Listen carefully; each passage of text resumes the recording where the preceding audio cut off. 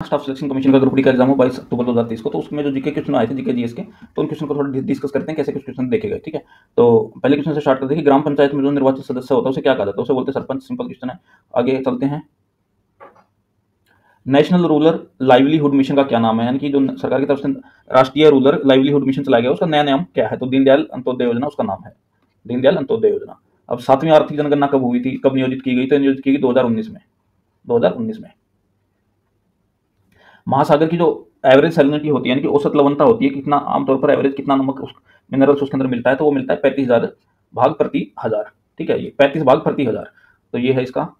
आगे चलते हैं। अंतिम मुगल सम्राट के बारे में पूछा था, अंतिम मुगल सम्राट कौन है? तो अंतिम मुगल सम्राट बहादुर शाह जफर थे। भारतीय संविधान में कुल कितने मौलिक अधिकार है? तो इस समय भारतीय संविधान में कुल 6 मौलिक अधिकार है।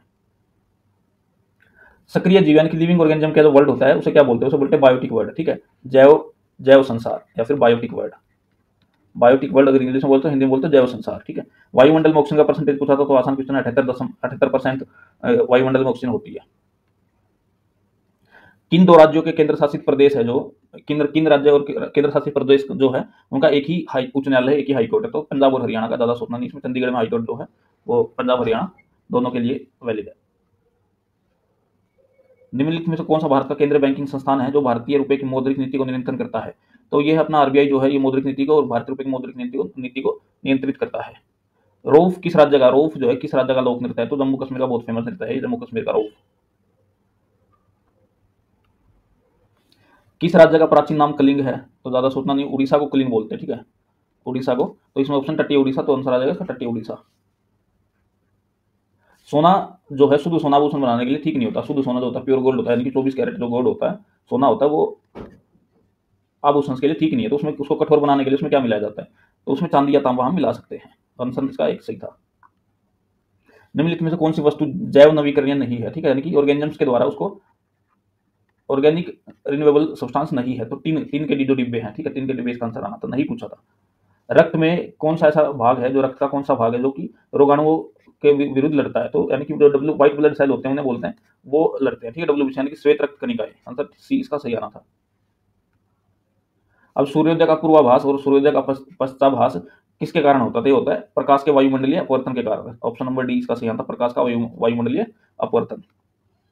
अब निम्नलिखित में से कौन सा संचारी रोग नहीं है? तो देखिए, संचारी रोग जो है, मधुमेह जो है, डायबिटीज जो है, वो संचारी रोग नहीं है। यानी कि मान लीजिए एक रोगी है, एक ए रोगी है, तो इसको एक रोग हो रखा, तो बी तक फैल जाए या और लोगों तक फैल जाए, तो उस टाइप के रोग को बोलते हैं संचारी रोग, यानी कि कम्युनिकेबल डिजीज। ठीक है, तो जैसे छोटी माता होगी तो छोटी माता के रोगी से दूर रह जाता है, टीबी वाले रोगी से दूर रह जाता है, लेकिन मधुमेह के केस में ऐसा नहीं है। ठीक है, अब नीचे दिए गए कॉलम का हमें मिलान करना था। तो देखिए, जाइलम का क्या काम होता है? जाइलम का काम होता है पानी का परिवहन। ठीक है, तो यानी कि बी का हो गया फोर्थ। ठीक है, मूल रोम। ठीक है, और फ्लोएम का काम होता है खाद्य पदार्थ होगा, यानी कि डी का हो गया 3। अब ऑप्शंस के हिसाब से देख लो, हो सकता है इनसे आपको ऑप्शन मिल जाए। तो बी का यहाँ दूसरा है, इसको काट दो। बी का यहाँ तीसरा है, इसको काट दो। बी का यहाँ चौथा है, अभी तक ठीक है। डी का यहाँ तीसरा है। ठीक है, तो यानी कि इसका आंसर सी ही आंसर आना था, तीसरा आंसर आना था, ज्यादा बाकी दो देखने की जरूरत भी नहीं है। अब आगे चलते, गूंदा हुआ जो आटा होता है, यानी कि जो रोटी बनाने से पहले आटा गूंद दिया जाता है, उसको फूलता क्यों है? ठीक है, क्योंकि उसमें खमीर यानी कि यीस्ट कोशिकाओं की वृद्धि होती है। ठीक है, यीस्ट कोशिकाओं की वृद्धि होती है, इस वजह से वो फूल जाता है। अब मलेरिया रोग किसके कारण होता है? मलेरिया होता है प्रोटोजोआ के कारण। आसान आसान क्वेश्चन है सारे। अब इनको मैच करना था, तो देखिए, जूते किससे बनते हैं? चमड़े से बनते हैं। ठीक है, मेज किससे बनती है? लकड़ी से बनती है। यानी कि ए का तो तीसरा होना चाहिए और बी का जो है वो फोर्थ होना चाहिए आंसर। तो ए का तीसरा, बी का फोर्थ, इसमें है पहले में ये, तो ऑप्शन नंबर एक इसका सही होगा। आगे चलिए, ज़्यादा टाइम लेना नहीं है पेपर में इस टाइप के क्वेश्चन को करने के लिए। तो बाघ जो होता है, बाघ किस प्रकार का जीव होता है? क्योंकि केवल मांस खाता है ना, तो उसे मांसाहारी बोल देंगे। कार्निवोर होता है क्योंकि बाघ घास नहीं खाता, घास खाने वाले को बोलते हैं शाकाहारी, दोनों खाने वाले को बोलते हैं सर्वाहारी। ठीक है, तो घास तो खाता नहीं, तो मांसाहारी इसका आंसर आना था। अब जब किसी किसी प्रिज्म से होकर श्वेत प्रकाश गुजरता है, यानी कि जब व्हाइट लाइट, मान लो ये प्रिज्म है, ठीक है, यहाँ से व्हाइट लाइट गई, यहाँ से सफेद लाइट आई, व्हाइट लाइट। अब व्हाइट लाइट जब इसके अंदर से गुजर रही है, प्रिज्म के अंदर से, तो ये क्या होता है ना, ये 7 रंगों में बिखर जाती है। ठीक है, तो 7 रंग होते हैं जो इंद्रधनुष के रंग होते हैं, विबग्योर, ये VIBGYOR, violet, indigo, blue, green, yellow, orange और रेड। ठीक है, इन रंगों में बिखर जाती है। तो जब इन रंगों में बिखरती है तो पूछे सबसे कम जो है कौन सा रंग है जो फैलेगा? ठीक है, किस रंग का सर्वाधिक बंकन होगा, सबसे ज्यादा कौन सा फैलेगा?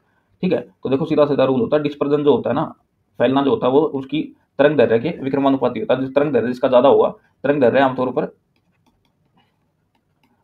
तरंग दैर्ध्य लाल का ज़्यादा होता है, ठीक है। तो ये लाल सबसे कम फैलेगा और जो बैंगनी रंग है यानी कि वायलेट वो सबसे ज़्यादा बंकन इसका होगा। बी, इसका आंसर आता 2।